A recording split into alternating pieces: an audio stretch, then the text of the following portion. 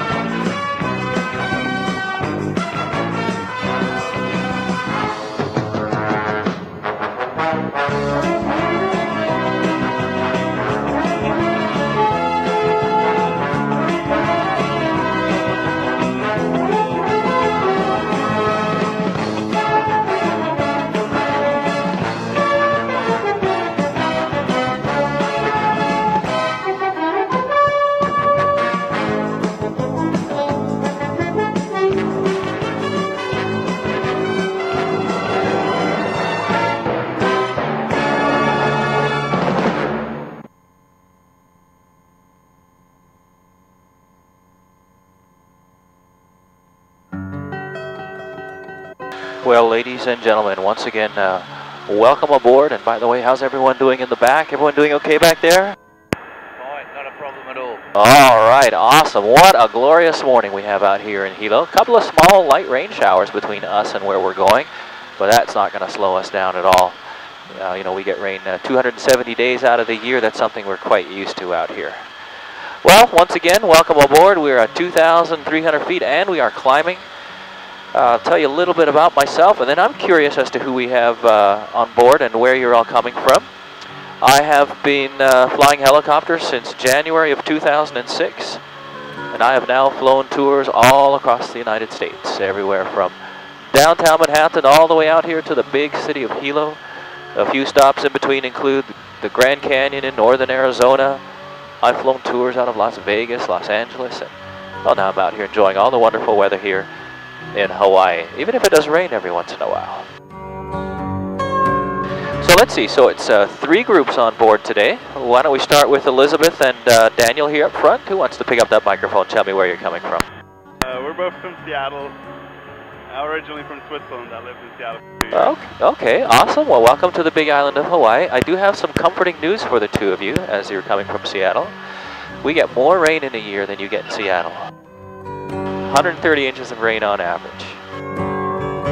And then we have Vei and Suhung in the back as well. Where are the two of you visiting us from today? We are from China.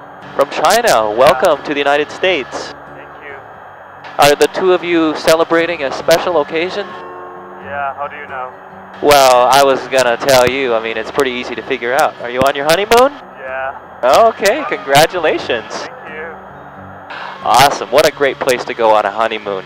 And then we have George and Eva in the back as well. How about the two of you? Where are the two of you coming from? Yeah, we're very comfortable in the back here. From Australia? From Australia, from Brisbane, Australia. All right, awesome. Little vacation before the summer rolls in Australia? Absolutely, we're looking forward. We're here for 4 weeks. Oh my goodness. Only a week in Hawaii, but we're taking a cruise back to Brisbane. Oh my gosh, I am so jealous. Well, great place to kick it off. Welcome to the big island of Hawaii. Well, let's chat about Hawaii a little bit. After all, that is why you came on board. If you look straight ahead of us, you see that hill out there just below the clouds with the peak? That's called the Pu'u'o'o vent. That's the most recent vent that has formed here on the island. 70 million years ago, there was nothing here. The Hawaiian Islands didn't even exist. There was only water in every direction for at least 2,500 miles. But way down at the bottom of the ocean, 3 miles down, 5 kilometers down, volcanoes were erupting, and they just kept getting larger and larger and larger, and eventually they came through the top of the water and they started forming the chain of Hawaiian Islands. But now this island is about 1 million years old. And to create this island, 5 volcanoes started erupting in this order. First the Kahala, then the Hualalai, then Mauna Kea, then Mauna Loa, and then the Kilauea volcano. And after that, a flank eruption off the Kilauea volcano came out, and that is the Pu'u'o'o vent straight ahead of us. It's located about 25 miles on the flank of the Kilauea volcano. And it first erupted on the 3rd of January in 1983. So prior to that, it was all flat land and tropical forest. Then there were 44 initial eruptions in year number 1 that created the pu'u, and in Hawaiian the word pu'u means small hill. So that's what we have ahead of us right now. In 1990 through 1992, the lava changed direction. It went out towards the ocean, and in the process it actually destroyed 2 towns. Kalapana is about 60 to 70% destroyed, and the town of Royal Garden subdivision is now completely gone. We'll get down into those areas in a little while as well. Oh, by the way, before I forget to mention it, if any of you have any questions at any time, don't be shy to pick up the microphones. Just hold them really close when you talk, as close as you dare. And please don't forget to let go of the button when you're done. And if I know the answer to your question, of course, I'll tell you. And if I don't know the answer to your question, I'm not worried very much at all, because I'll just completely make it up. You've probably already noticed from time to time you'll see me talking and you won't hear anything. That just means I'm busy for a minute or two, either talking with another helicopter or with air traffic control. No need to worry, it doesn't mean I'm losing my mind.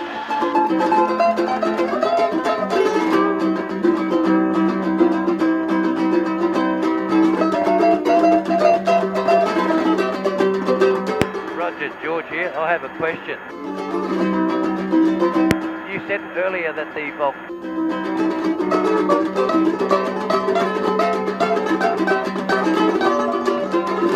Just give me a quick second to finish up with air traffic control.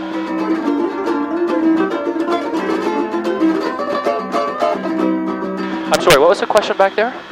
Okay, the question is, you said that the ground was flat. Was there any warning that there was anything building up to create the volcano? I'm sorry, you know what, I had someone talk over you just as you were mentioning that. I had mentioned, that's right, the ground was flat out here. The Pu'u'o event erupted in the middle of the tropical forest and rose up. There were 44 initial eruptions. Tell me the rest of your question, make sure I get it right. Was there any warning that there was going to be a volcano there? No, none at all, except for the fact that everyone knew that they were living on a zone that was still considered active. You see all these hills, you see the smoke way out there on the right, that's the Kilauea volcano, and all these hills, and of course we've got the Pu'u'o event, all these hills on the left-hand side. I mean, these hills have been here forever, some for hundreds of years and some for thousands of years.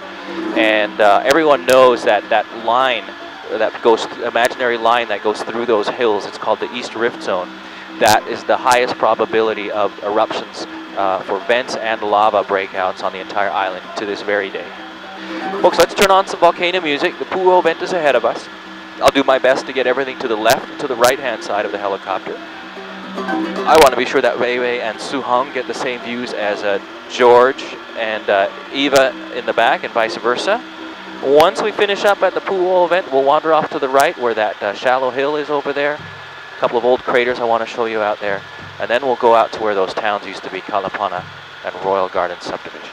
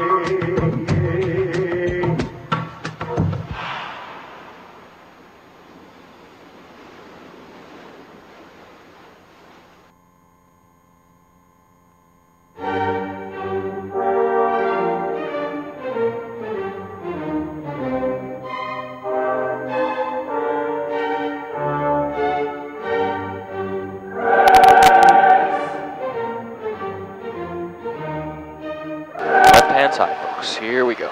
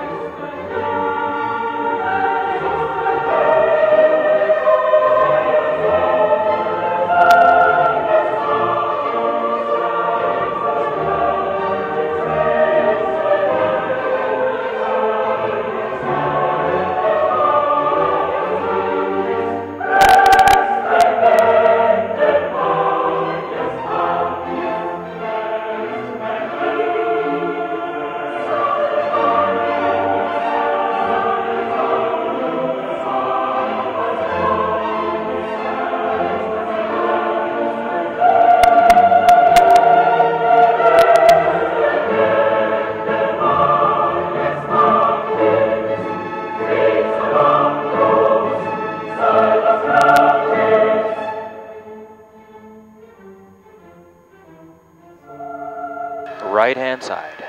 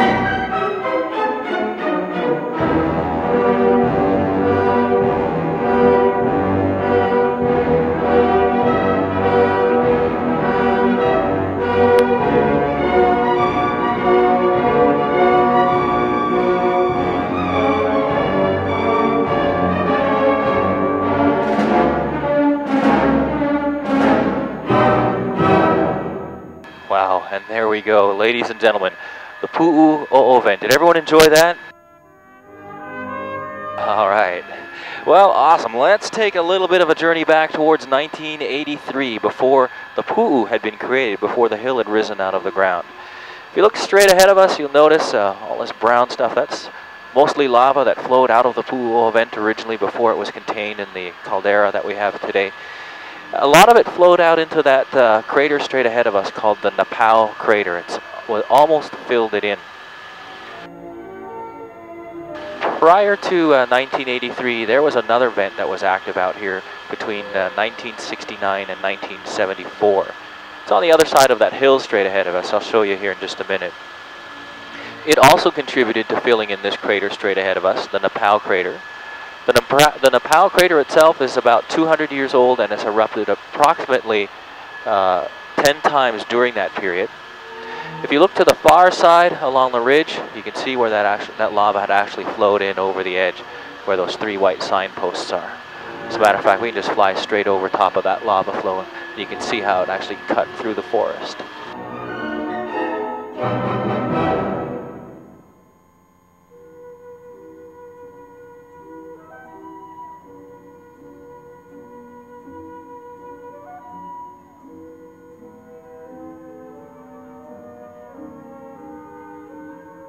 This type of a lava flow, it's called an a'a lava flow in Hawaiian. That very rough texture, it comes from the fact that the lava was flowing downhill at a relatively cool temperature. And as it was coming downhill, the lava kept falling over itself, rolling over itself, and developed into these large boulders, much in the same way that a snowball, when it's rolling downhill, gets larger and larger. Most of the lava that you'll see out here on the lava fields, it's called pahoehoe lava in Hawaiian. It flowed at a much higher temperature, and it had a chance to level itself out because it was a lot thinner before it cooled down, so it has a lot smoother finish.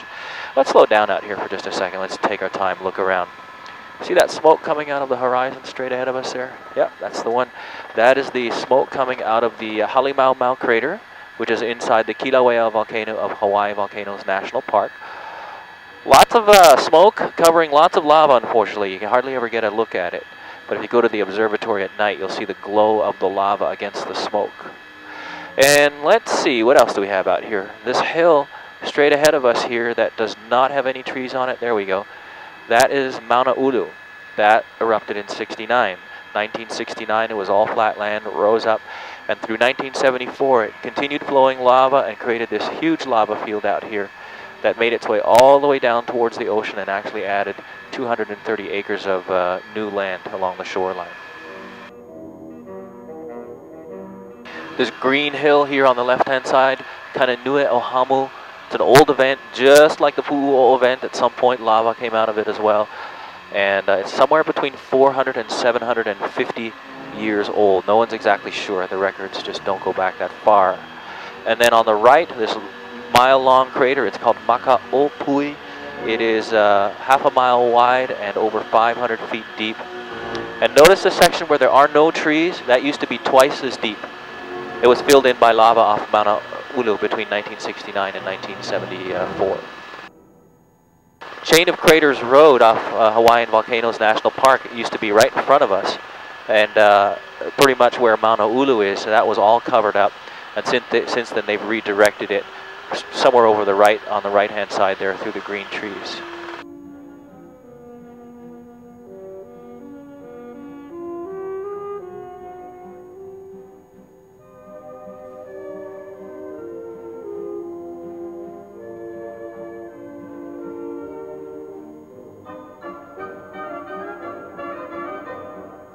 Is everyone having fun so far? Everyone having fun so far? Yep, all right. Excellent. Well, let's start heading back towards the flows that had come off of the Pu'u'o event.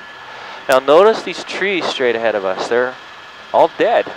That's because they are always downwind, or almost always downwind, I should say, from the smoke coming off of the Pu'u'o event. It's actually steam. The rainwater seeps down, gets boiled off from the hot magma underneath the ground. It could also be brine from seawater that's at the water table under the ground. It gets boiled off, and when it does, it takes sulfuric acid and also hydrochloric acid up with it as well. And, well, it's not good for humans to breathe, and of course it's not any good for the trees either. Unfortunately, they just can't get up and walk out of the way. So the ferns right at the base, they seem to do okay, and I'm not sure, I'm kind of guessing at this point. The steam or the smoke doesn't lay that low, so they kind of escape the caustic fumes.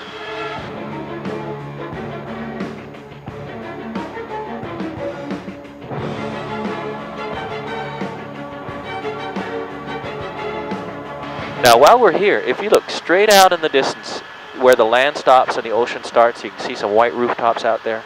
That's the ancient Hawaiian fishing village of Kalapana. And those houses that you can see from here actually replace the 231 that were destroyed there in between 1990 and 1992. They're new. During the last 5 to 7 years is when they've been rebuilt. Where the ridge line drops off, you see that large flat area in front of Kalapana, and then going out to right along the shoreline. That is where the town of Royal Gardens subdivision used to be. There were over 2,200 individual lots, roads already in place, and luckily only 41 homes had been constructed at the time. They're all gone today. The last one, belonging to a gentleman named Jack Thompson, miraculously stood standing for over 29 years.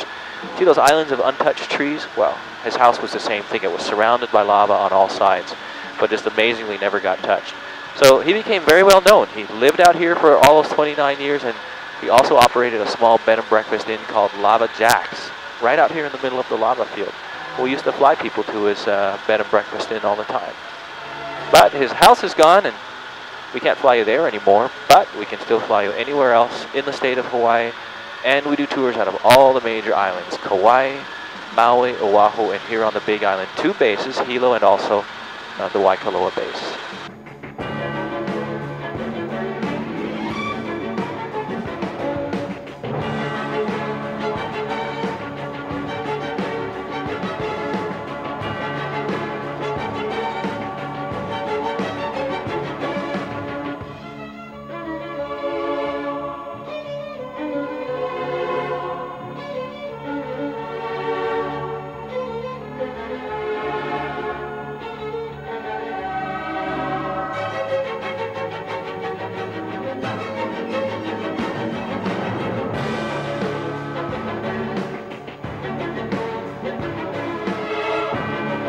Now this group of trees here on the left-hand side, in just a second, just above the tree line, you'll be able to see some white tin, a round water tank, and if you've got some keen eyes, you'll make out the gray satellite dish as well.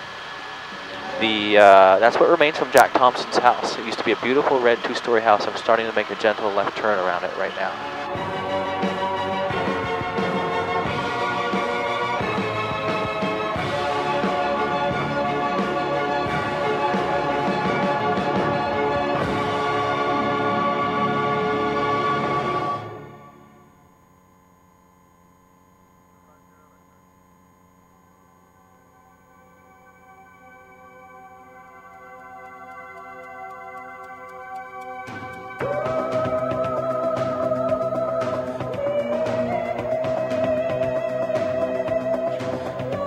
All right, let's bring Jack Thompson's house out to the right-hand side.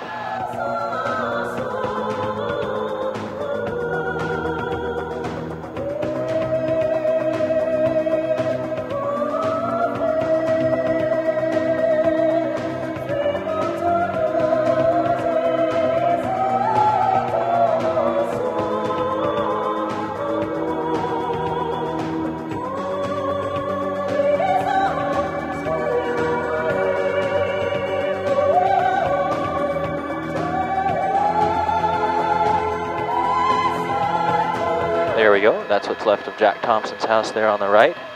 We'll go uphill and we'll do a little bit more exploring before we start heading back for Hilo and the waterfalls.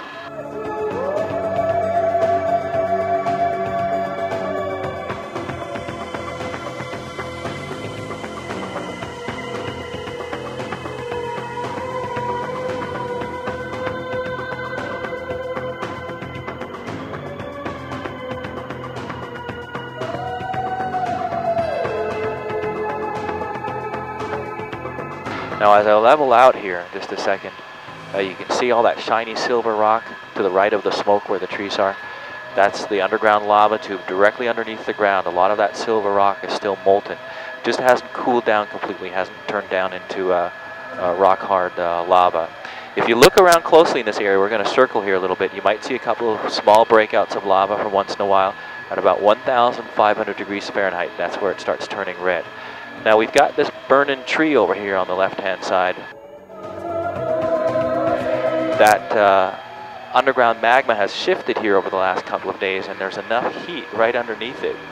Or there's a little bit of silver lava spilling out and actually started lighting some of the trees on fire.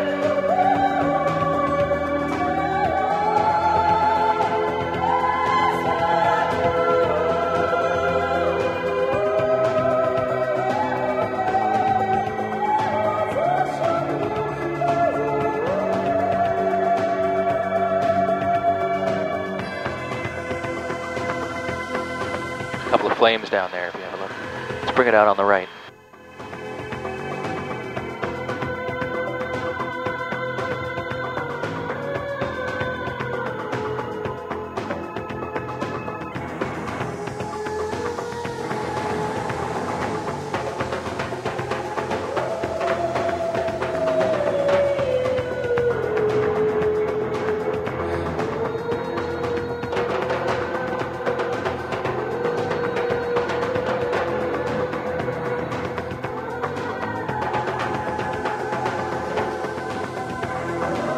All right, last look on the right-hand side. Let's go over here to the silver lava. I saw some helicopters orbiting there. That usually means there's something good going on, kind of like vultures, you know. Let's see what we can find out here.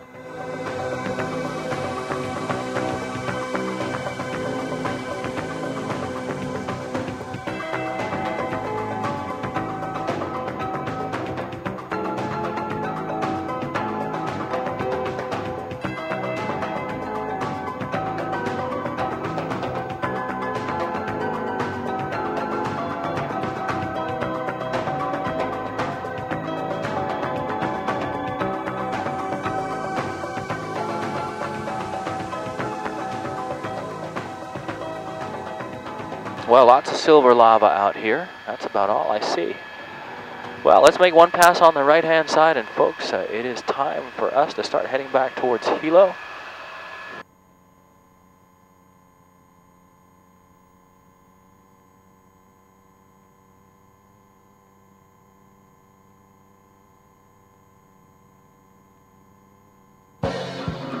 Oh, I got the wrong music track there. Just give me a second to fix that.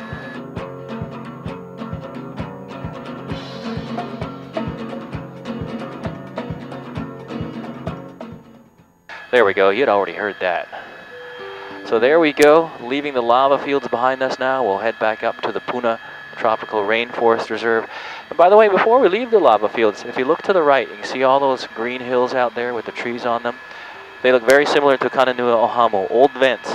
And at some point, lava streamed out of all of those as well. I think I mentioned it earlier on, the East Rift Zone. So we'll be flying directly over it. So that imaginary line would run from that last hill through the Pu'u'o vent and then all the way up to Hawaii Volcanoes National Park.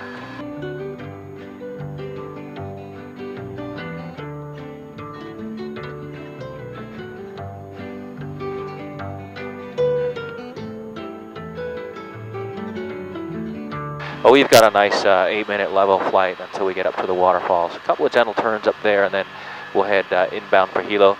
We'll be watching the helicopter here again in just a second. And by the way, we talked about rain earlier, but one of the reasons why we get so much rain over here is because of Mauna Loa and Mauna Kea. They're hiding off on the left-hand side behind the hills, behind the clouds is what I'm trying to say. At just under 14,000 feet, they block all the clouds on this side of the island. So the clouds lose all their rain here. And even if they were to make it over to the other side of the island, there's hardly any rain left at all. So on the other side, everything actually looks pretty much like the Arizona desert. But here, we get what you would think of when you think of a tropical paradise. Tropical forest, orchids, all kinds of amazing tropical fruits and vegetables.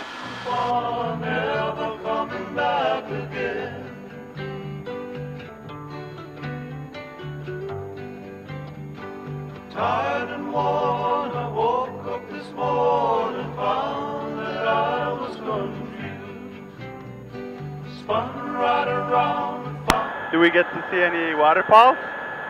Oh, I'm very sorry there, Daniel. I was just making a position report at the same time we were talking. Do you mind repeating that for me?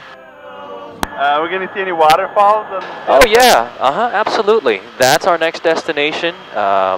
Waterfalls are coming up in about another 8 minutes or so. They're on the west side of Hilo, and that'll be our last stop before we head inbound.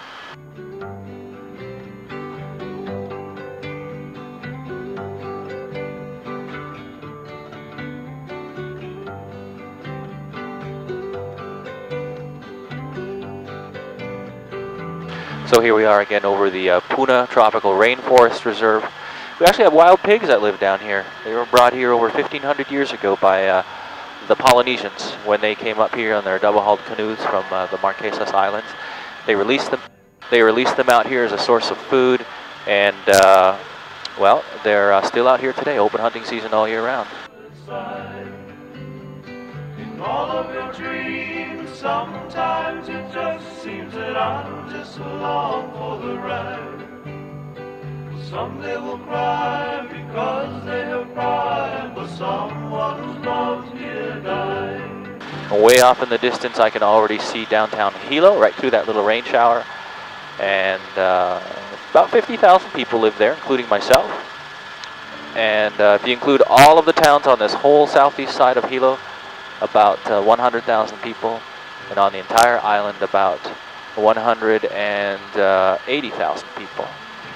Hilo is actually the fourth largest city in the state, and the big island with 4,000 square miles makes up approximately 62% of the landmass of the state of Hawaii. Singing Waimanalo Blue, singing Waimanalo Blue, singing Waimanalo Blue, singing Waimanalo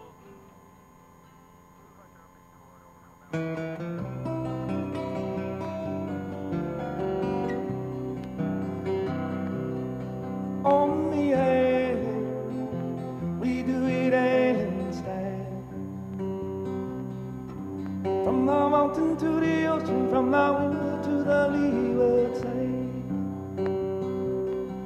On the island, we do it island style. From the mountain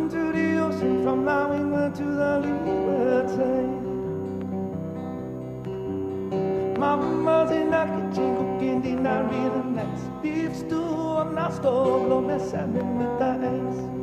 We don't drink and we sing all day. Folks, give me just a couple of minutes to get on with air traffic control, then I'll hop right back on the microphones with you. From the mountain to the ocean, from the windward to the leeward side. On the island, we do it island style. From the mountain to the ocean, from the windward to the leeward side. Go grandma's house on that weekend, clean yard cars. If we don't go, grandma gotta work hard. You know my grandma, she like the boy real sour. I love my grandma every minute, every hour on the island. We do it island style. From the mountain to the ocean, from the windward to the leeward side. On the island, we do it island style. From the mountain to the ocean. I'll get interrupted here again in just a second, but I just wanted to mention this is Highway 11 that we're crossing right now. On the left-hand side, and about 25-minute drive, it takes you up to Hawaii Volcanoes National Park. And then on the right-hand side, it takes you through the town of Keau, and then back to Hilo. Along the way, it'll also pass the Mauna Loa Macadamia Nut Farm. That's the one that we flew, if I can ever say it, that we flew over when we left Hilo. Those large green squares that were on the ground. It's owned by the Hershey's Corporation. They purchased it from the Mauna Loa farm back in 2004.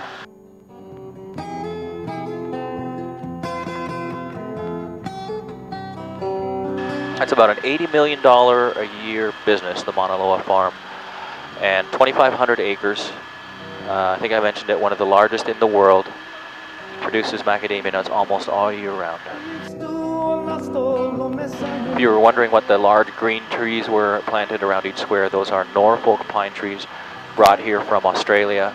And the macadamia nut trees are actually also from Australia.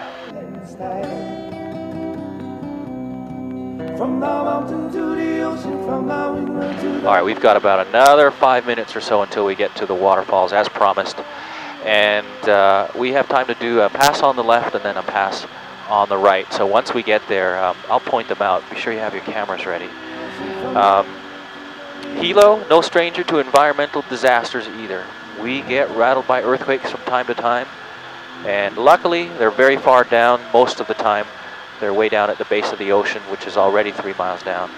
We get lava threats from time to time. In 1984 and 1943, two long rivers of lava came out of Mauna Loa, and they stretched over 20 miles until they finally came a stop, about 4 miles outside of the city. If they would have kept on going, they would have sliced Hilo right in half. We have hurricanes from time to time. We just missed a big one in 1992. That was Iniki. And that one went head-on with the island of Kauai and totally devastated the island.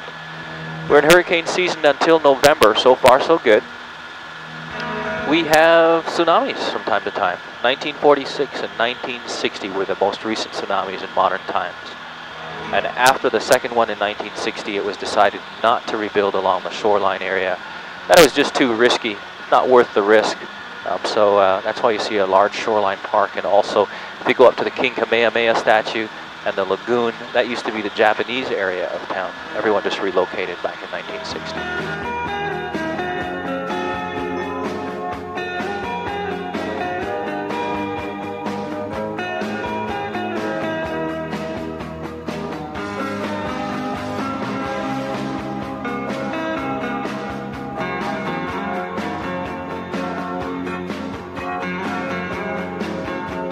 All right, waterfalls coming up here about another 3 minutes or so. Once I get there, I'll be busy with other helicopters and with air traffic control. There's one thing I'd actually like to mention on a personal note before I get through some procedural items. I want to say thanks to everyone for flying with Blue Hawaiian helicopters today. It's been a lot of fun exploring the island with all of you. Glad you all got to see some lava up at the pool event. And we even got to see a couple of burning trees. That's not an ordinary sight. And of course, we have the waterfalls coming up here shortly. And folks, if you enjoyed your tour, if you want to leave a comment or a message, please feel free to do so. There's a kiosk in the gift shop area where you can also purchase your DVD. And if you want to include my name in your message, Roger, I would certainly love to hear from you. And also, folks, when you talk to your friends about your tour, please mention us by name. We are Blue Hawaiian Helicopters. We feel that we work very hard as a team and we try to stand out from the rest of the crowd. If you think we've done a good job, we'd certainly appreciate that favor from you very much.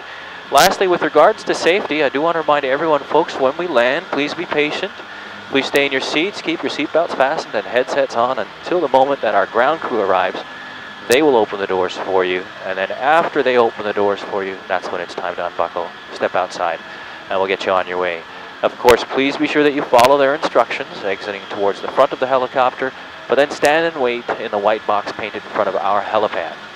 Very quickly, a friendly reminder for Daniel over there by the door. Again, no need to touch that door at all, only in the case of an emergency, and only under my instruction.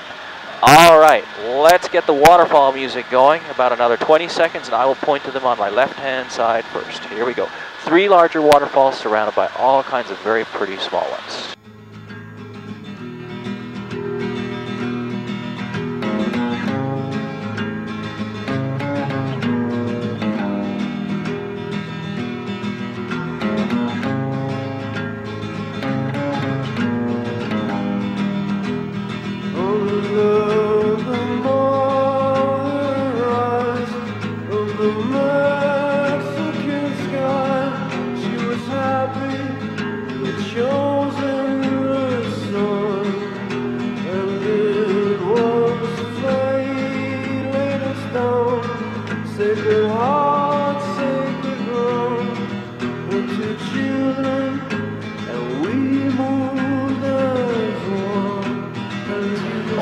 Oh my, what a gorgeous view. We've had a lot of rain the last couple of evenings, so they rely on rainwater, so they're flowing really strong. Let's make a pass out on the right-hand side. And folks, it is also time for me to sign off. I'll be entering the airspace here for Hilo in just a minute, and I'll need to talk with those folks exclusively. So folks, again, my name is Roger. It has been so much fun. I hope you've made lots of great memories today. I have a special song for landing that I'll cue up here after the waterfalls. I'll be chatting with you in about 4 minutes when we touch down.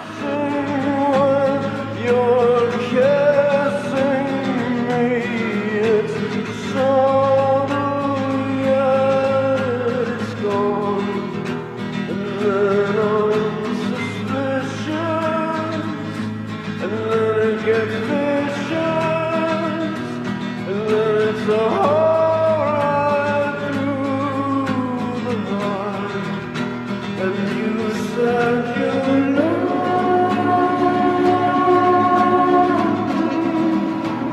I thought you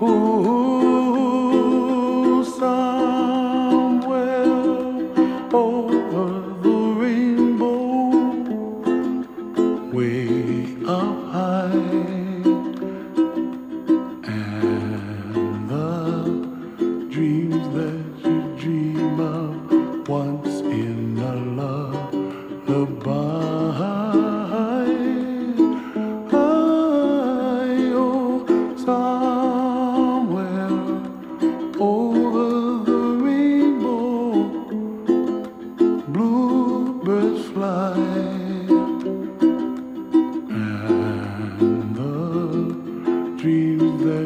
dream of dreams really do come true.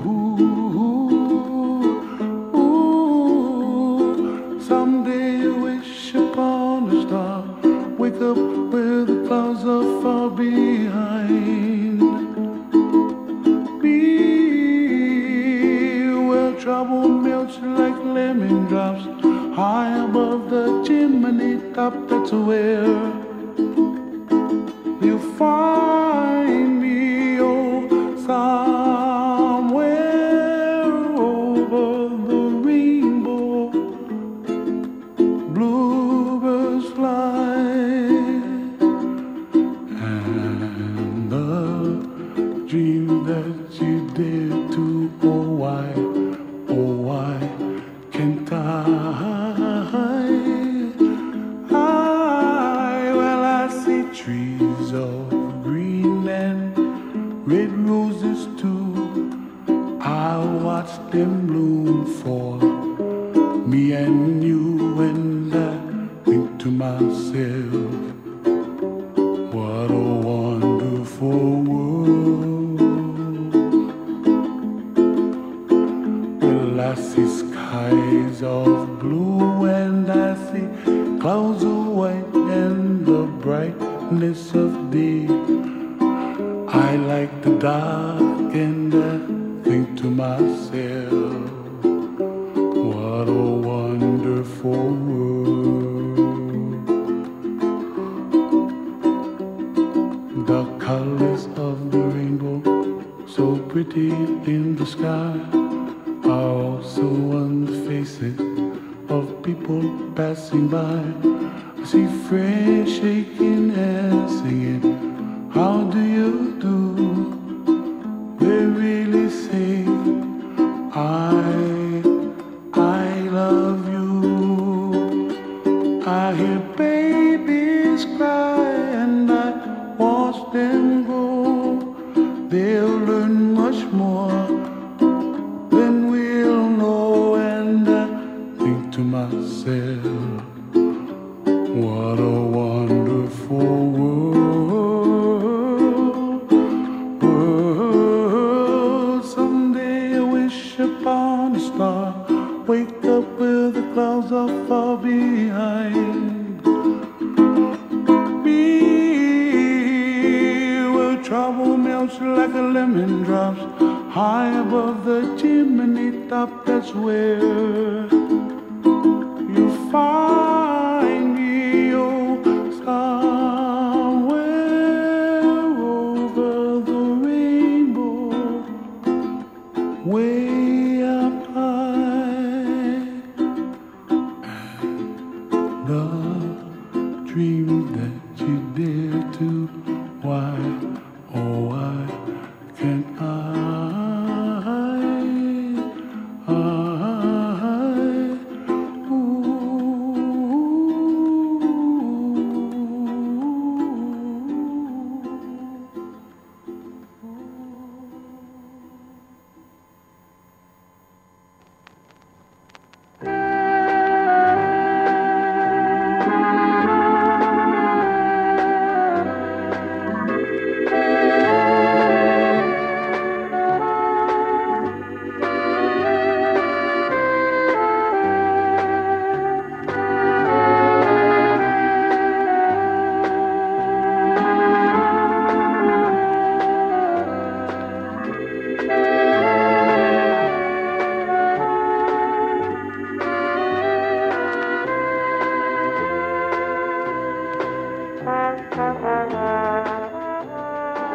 Well, ladies and gentlemen, there we go. Welcome back. Everyone have fun? All right, awesome. Actually, I had a lot of fun too. Folks, this is John. He'll open the doors for you here in just a second. I want to wish all of you a great stay here in Hawaii and a safe journey back home as well. Thank you, Roger. You're very welcome.